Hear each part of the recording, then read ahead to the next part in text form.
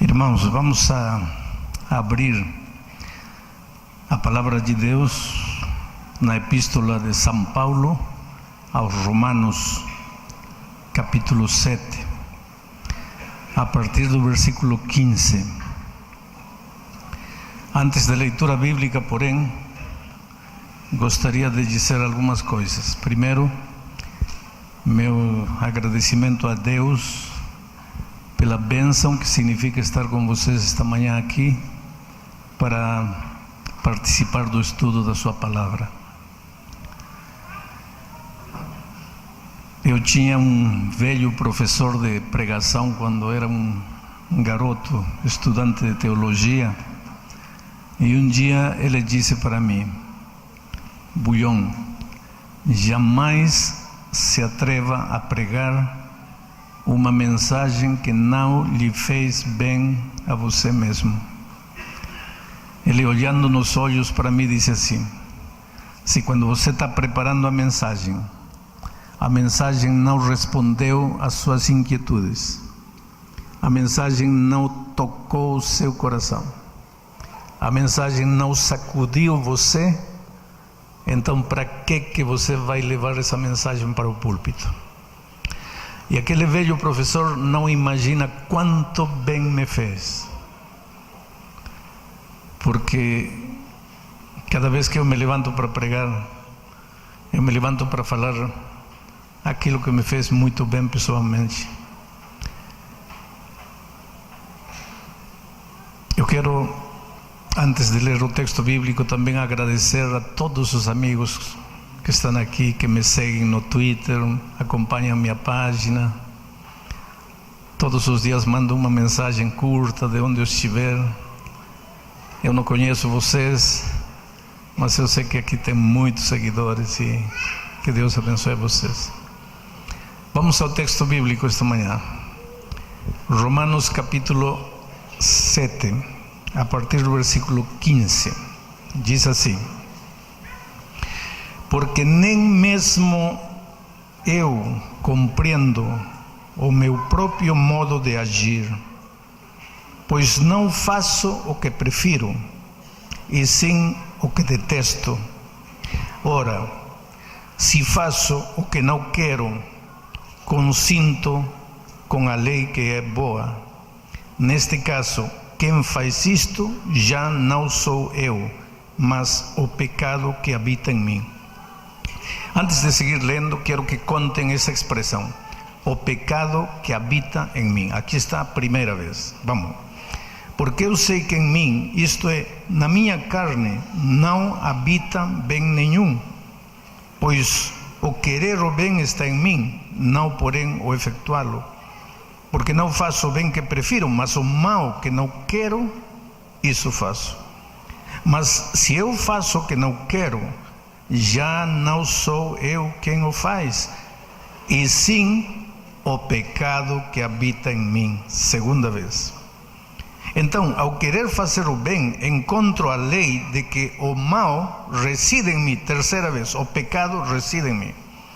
Porque no tocante ao homem interior tenho prazer na lei de Deus, mas vejo nos meus membros outra lei que, guerreando contra a lei da minha mente, me faz prisioneiro da lei do pecado que está nos meus membros. Quarta vez.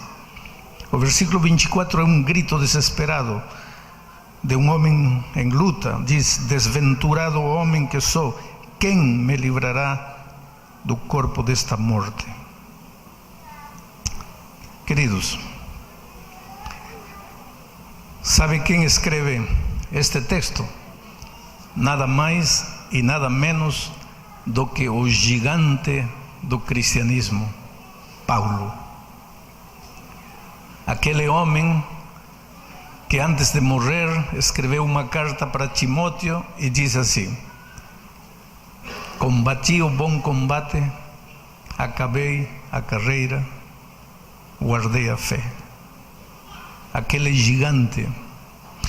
São Paulo, dos personagens bíblicos, São Paulo é um dos que mais admiro. Aliás, são dois. São João e São Paulo, para mim, são homens de inspiração.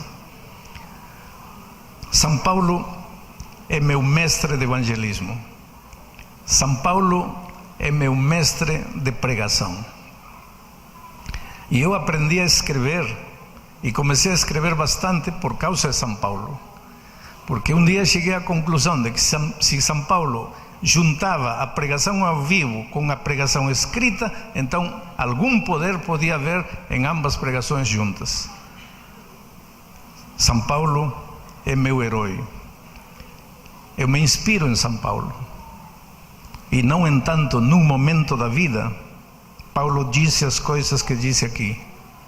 Não entendo a minha vida, porque eu conheço o que Deus quer de mim. Eu quero andar nos caminhos de Deus. Eu sei o que Deus espera de mim. Eu sei o que a igreja espera de mim. Eu conheço a palavra, eu conheço o caminho, eu conheço a doutrina. Eu tenho consciência de que tenho que ir para lá, mas quando eu percebo, já estou indo para outro lado. Ora, se eu quero ir para lá e acabo indo para lá, então quem vai para lá não sou eu, mas o pecado que habita em mim. E ele repete 4 vezes a expressão: o pecado está em mim, o pecado está em mim, o pecado está em mim. Queridos, este tema é muito mais sério do que a gente pode imaginar, porque se você não entender este tema, você tem 3 caminhos, veja. O primeiro é cair na mediocridade de uma vida derrotada, de uma vida dupla, uma cara para a igreja, outra cara de miserável derrota quando está sozinho. Esse é o terreno do cinismo espiritual, perigoso, porque se você cair no cinismo, você cai no pecado contra o Espírito Santo, já não tem esperança de salvação para você. Outro caminho é pensar assim: para viver 2 vidas, uma na igreja, outra fora, eu prefiro sair e não ficar dentro da igreja vivendo uma vida dupla. Então o segundo caminho é ir embora.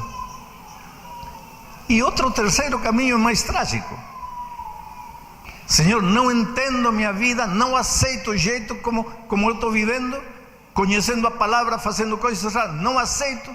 Então pego um revólver e me dou um tiro. Esse é o terceiro caminho, trágico, mas real. Há muitos anos atrás eu estava pregando numa igreja, e um jovem de uns 35 anos me procurou e disse: pastor, quero falar com o senhor. Aí conversamos bastante tempo, e as palavras dele eram as palavras de Paulo, porque ele dizia assim: pastor, não entendo minha vida. Eu nasci na igreja, eu cresci na igreja, desde pequeno conheço o que Deus espera de mim, eu quero andar no caminho, mas não consigo, pastor. Quando eu percebo, já estou indo para lá. Aí eu disse para ele: mas o que você está fazendo de tão terrível?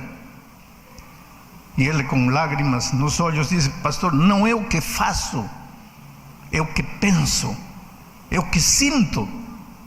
E eu não aceito isso, porque eu sou um filho de Deus, porque eu conheço o Evangelho. Eu não posso estar sentindo e pensando o que eu estou sentindo.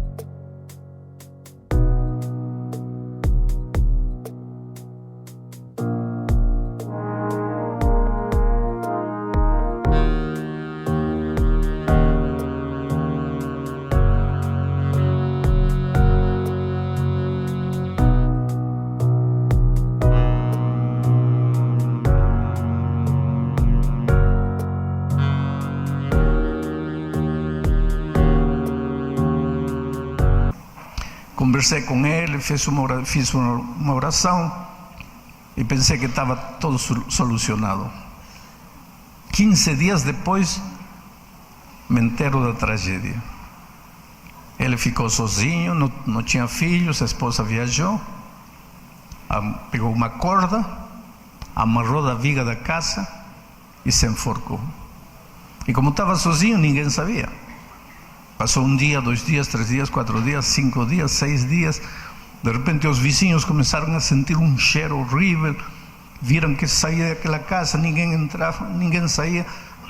Chamaram a polícia chegou, derribaram a porta e aí estava, já em estado de decomposição, o rapaz morto.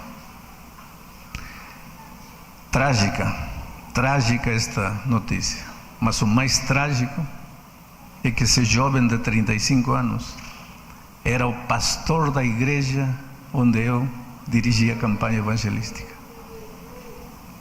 Como um pastor pode chegar a esse ponto? Volto a repetir, é que se você não entender o drama da vida cristã, você tem 3 caminhos. Um caminho é sair da igreja, achar que isso é mais honesto do que viver na igreja uma vida derrotada. O outro é pegar um revólver e dar-se um tiro. E o terceiro caminho, o mais perigoso, cair no cinismo. Já não sinto nada, está tudo bem, está tudo igual, perfeito.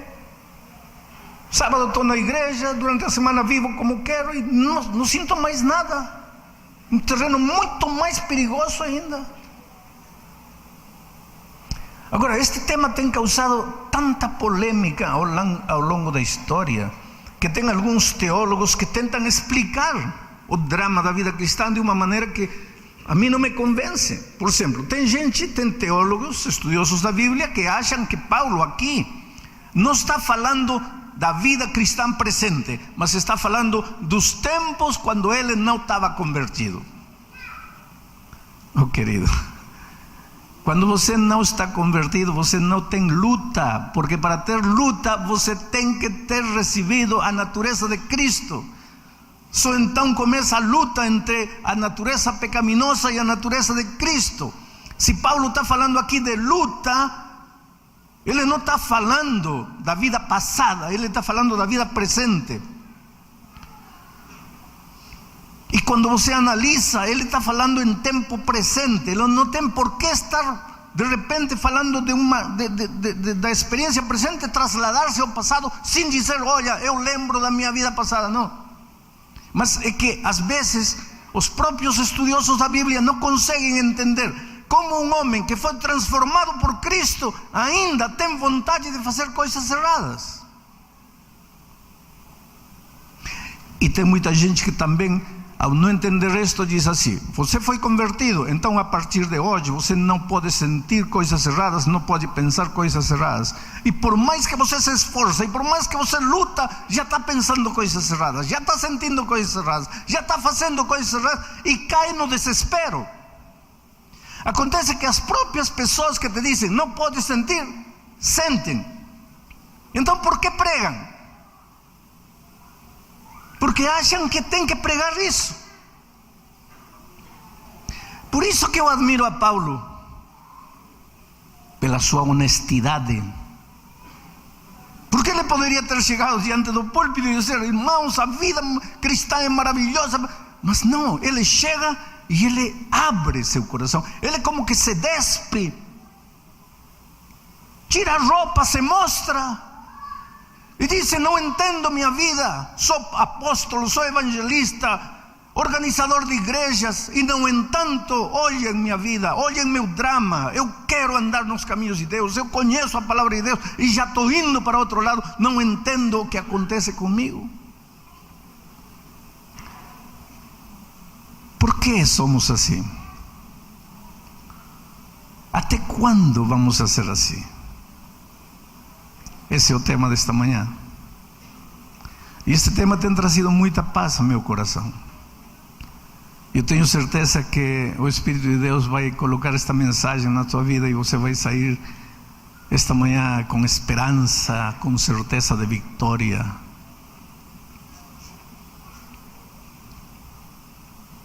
Todos nós, queridos, quando fomos criados com natureza perfeita, Adão e Eva, quando foram criados com natureza perfeita. Adão e Eva, eles não se esforçavam para obedecer, porque eles tinham natureza perfeita antes da queda. Para Adão e Eva, obedecer era como respirar. Eu acho que aqui ninguém se esforça para respirar. Ninguém pensa para respirar. Ninguém diz, bueno, agora vou aspirar, agora vou expirar. Não, você está conversando, está rindo, está respirando. Você não percebe, porque está em tua natureza. Para Adão e Eva, antes da queda, obedecer era como respirar. Eles não se esforçavam para obedecer, porque sua natureza era a natureza de obediência. Agora vem a pergunta: e se tinham essa natureza, por que pecaram? Esse é o mistério da iniquidade, não tem explicação. Porque um casal que tinha natureza perfeita pecou. De certa maneira, ao pecar, eles foram contra sua natureza, porque a natureza deles levava eles para a obediência e eles foram para a desobediência. Mas quando eles pecaram, aconteceu outro mistério. Eles perderam a natureza perfeita e adquiriram a natureza pecaminosa. Que é natureza pecaminosa? O contrário da natureza perfeita. Agora, com a natureza pecaminosa, o que era natural para eles já não era obedecer, era desobedecer. E a partir de aí, queridos, todos os que viemos a este mundo já chegamos trazendo a natureza pecaminosa. Desde criancinhas, essa criancinha de uma semana de nascida nos teus braços já é um pecadorzinho.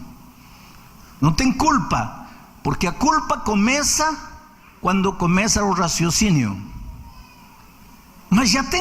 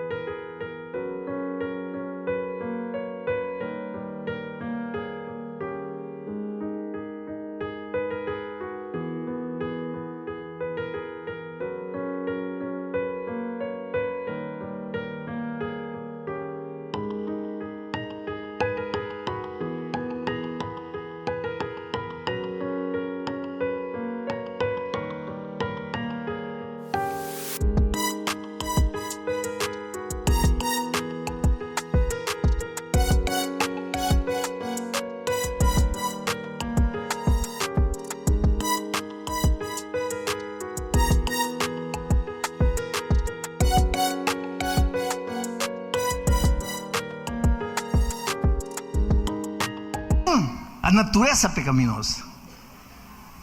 E o fundamento da natureza pecaminosa é o egoísmo e o orgulho. E se você quer fazer um teste com essa criancinha linda que tem aí, dá a mamadeira para ele, não quer. Oferece a mamadeira para outro, aí ele quer. Isso te dá, parece engraçado, mas essa é a manifestação de meu. Tem outra coisa: quando somos crianças, todos nós somos pecadores autênticos, nos mostramos pecadores, não temos vergonha de mostrar-nos pecadores, mas à medida que vamos crescendo, aprendemos a disfarçar nossa natureza pecaminosa, o nosso egoísmo, o nosso orgulho, aprendemos a disfarçar. Por exemplo, coloca numa mesa 6 pedaços de bolo e 5 crianças. Cada uma pega o pedaço de bolo e come o mais rápido possível para pegar o pedaço que está sobrando. Sim, egoístas autênticos. Agora coloca 5 adultos e 6 pedaços de bolo. Cada um pega seu pedaço e come o mais devagar possível. Todos terminam, está sobrando um pedaço. Todos morrem de vontade de comer, mas ninguém pega. Você, não, eu já estou cheio, não, você. Mas todo mundo está pensando dentro: mas como que estes outros não desaparecem para eu comer? Continuamos egoístas, mas aprendemos a disfarçar. E então, à medida que crescemos, a nossa vida é um disfarce. Um disfarce. Estamos mal e dizemos que estamos bem. Alguém nos magoou e dizemos que não aconteceu nada. E esse veneno que não tiramos começa a corroer nosso coração por dentro. O ciúme, a inveja, a vaidade, a cobiça. É um vulcão de coisas que arrasta a nossa natureza pecaminosa. Até que um dia encontramos Jesus Cristo na vida e nos entregamos a Ele, e Ele nos dá a sua natureza, a mente de Cristo. Paulo diz, a mente de Cristo. Agora, a partir do momento da conversão, passamos a ser seres humanos com duas naturezas. Uma que gosta de andar nos caminhos de Deus, a mente de Cristo, a nova criatura que precisa ser alimentada. A outra, a velha, que na hora da conversão morre, mas que volta a ressuscitar dependendo do tipo de alimentação que damos. Então passamos a ser, como Paulo diz, não entendo minha vida, eu conheço o caminho, eu quero andar, mas já me descubro indo para lá. Ora, se eu sei que quero ir para lá e estou indo para lá, já não sou eu, mas o pecado que habita em mim. Que pecado? A natureza pecaminosa que está dentro de mim. E até quando vai nos acompanhar esta natureza pecaminosa? Esse é o assunto, querido. Paulo diz que esta natureza pecaminosa não vai ser extirpada de nós até o dia da volta de Cristo. Unicamente quando Cristo voltar a este mundo, isto mortal será vestido de imortalidade, e isto corruptível será vestido de incorrupção. Isso quando Cristo voltar. Agora, até o dia que Jesus voltar a esta terra, vamos ter que viver uma vida de luta. A natureza pecaminosa vai fazer duas coisas, escuta. Vai fazer tudo o que pode para te levar ao mal, tudo o que pode para te arrastar ao pecado. Mas se você se segurar de Cristo e clamar a Deus através da Bíblia, da oração, e suplicar forças a Deus, por mais que a natureza pecaminosa quer levar para você para aqui, não vai conseguir. Agora, quando ela vê que não consegue levar você para aqui, vai fazer outra coisa. Vai dizer, tudo bem, fica aqui, anda no caminho de Deus, mas vai te fazer sentir que você está mal. Aí você se pergunta, mas se eu estou na igreja, se eu oro, se eu estudo a Bíblia, se eu trago pessoas para Cristo, se eu sou fiel no dízimo, se eu guardo o sábado, se canto no coral, por que me sinto perdido? Aí está. Já que a natureza pecaminosa não conseguiu te levar para lá, te traz para cá, te deixa aqui, mas te deixa com aquela permanente sensação de que você está perdido. E é por isso que muita gente pergunta, mas pastor, eu não entendo a minha vida, porque eu não estou andando no pecado, mas não me sinto seguro da salvação. Por quê? Querido, você não pode acreditar no teu sentimento em matéria de salvação, porque o sentimento humano é mentiroso. O profeta diz isso. Enganoso, mentiroso é o coração e perverso, quem o compreenderá? Não acredite no seu sentimento. Se você levanta de manhã e clama a Deus, e separa tempo para Deus, e ora e estuda a Bíblia, e está andando nos caminhos de Deus, e teu coração diz assim, está perdido, está perdido, está perdido, não acredita no teu coração. Acredita na palavra de Deus. Um dia Jesus encontrou um paralítico deitado, 38 anos paralítico, e Jesus lhe disse, levanta-te, toma teu leito e anda. Se o paralítico tivesse dito, mas Senhor, como é que eu vou andar se eu estou paralítico?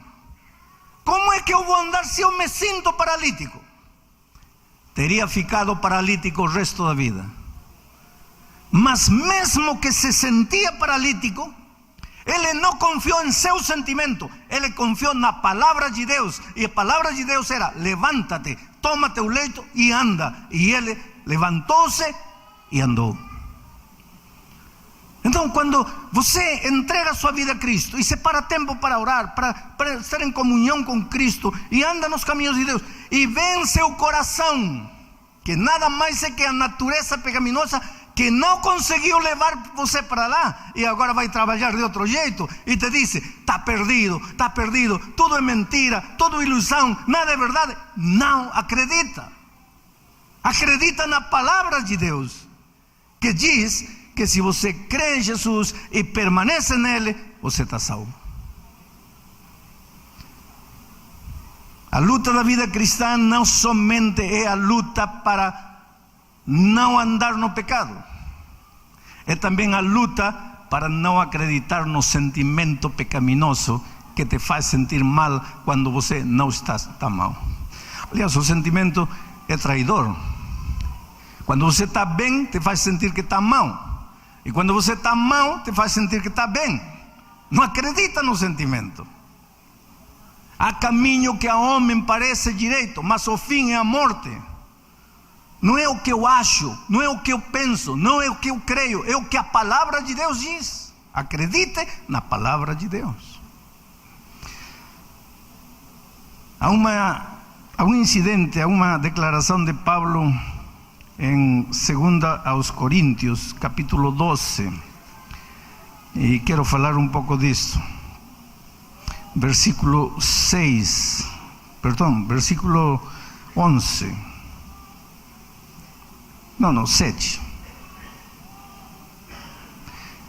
2 aos Coríntios, capítulo 12, versículo 7.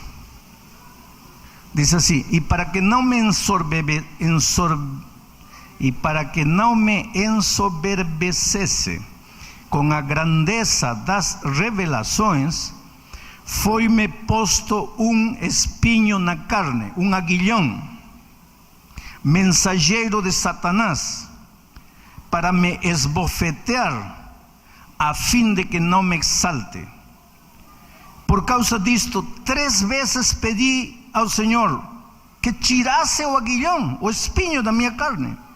Então ele me disse: a minha graça te basta, porque o poder se aperfeiçoa na fraqueza. Vamos analisar isto. Vocês já devem ter ouvido este texto, e devem ter até ouvido alguém dizer que esse aguilhão, os estudiosos da Bíblia não sabem o que é, que alguns pensam que depois de ter encontrado Jesus caminho de Damasco, Paulo ficou cego, e então esse aguilhão era cegueira. Outros acham que era alguma doença, algum problema de saúde, um aguilhão na carne, e que ele queria sarar, e clamou a Deus 3 vezes: Senhor, tira este aguilhão.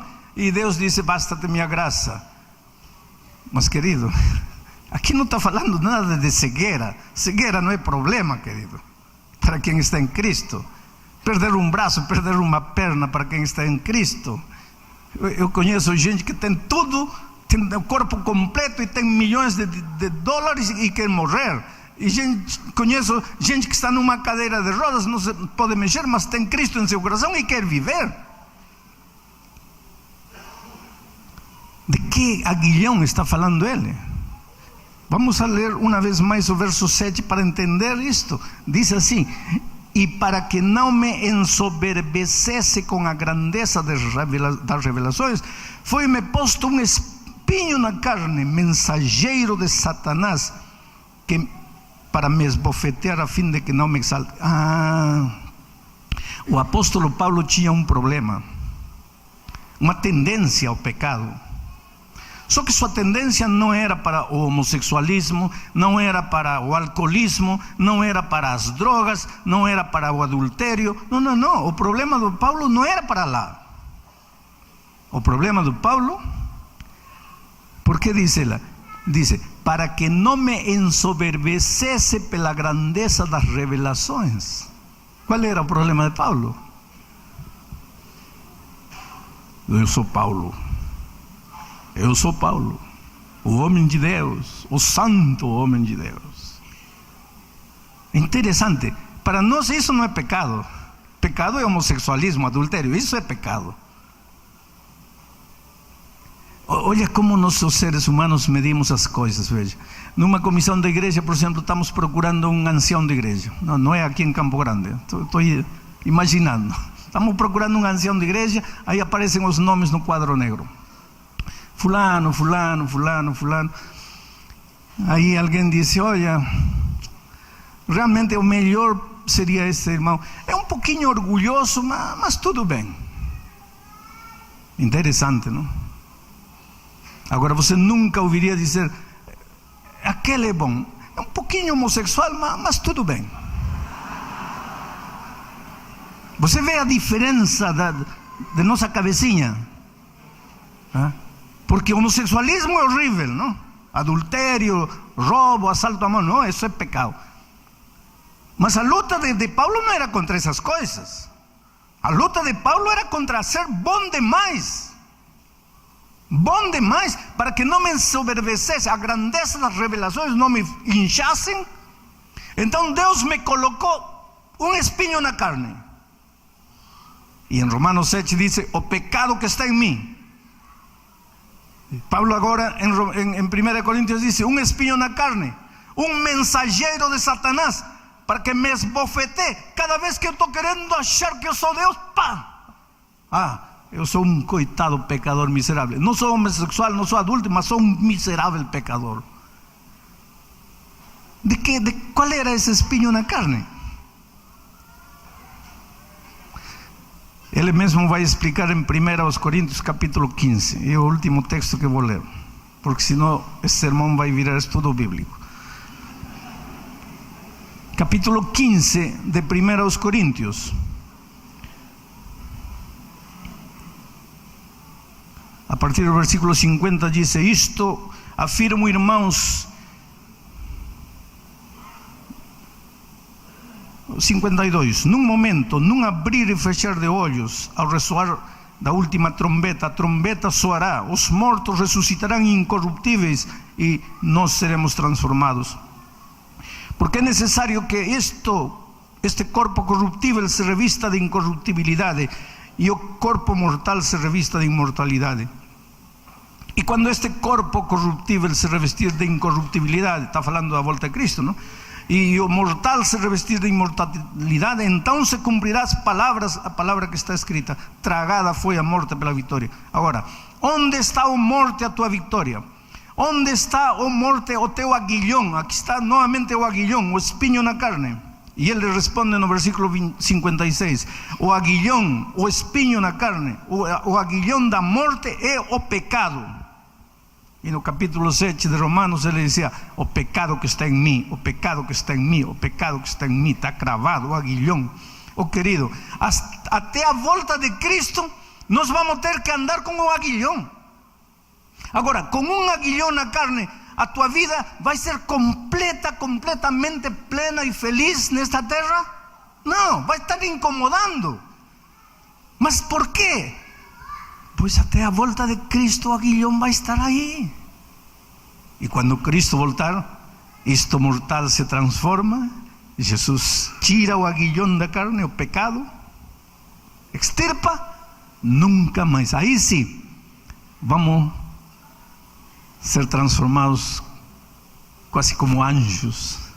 Aí a Bíblia diz: o pecado não se levantará por segunda vez. Mas até aquele dia, querido, vai ter que lutar com as tendências. Por isso que você quer ser um bom marido, promete: vou mudar.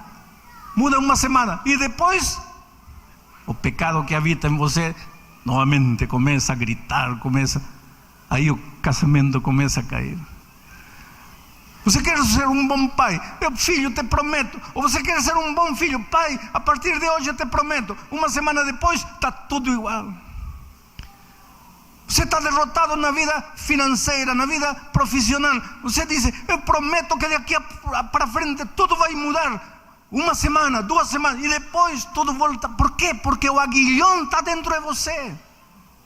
Esse aguilhão te leva para a derrota, para a mediocridade, para a violência. Por que você machuca as pessoas que ama? Outro dia um homem me disse: pastor, se minha esposa, se meus filhos fossem meus inimigos, teria lógica eu agredir eles. Mas eu amo eles. E eu não entendo por que, se amo eles, eu bato neles, eu grito neles. Eu não entendo. Não, você nunca vai entender. Porque isso que você está fazendo não é você, mas o pecado que está dentro de você. A natureza pecaminosa. E que faço para sujeitar essa natureza? O único caminho até não chegar à volta de Cristo é segurar-se de Jesus todos os dias. Senhor, muda minha natureza. Senhor, ajuda-me a controlar essa natureza. Senhor, suplica. Quanto mais tempo você passa ao lado de Jesus, mais o caráter de Jesus vai se refletir na sua vida.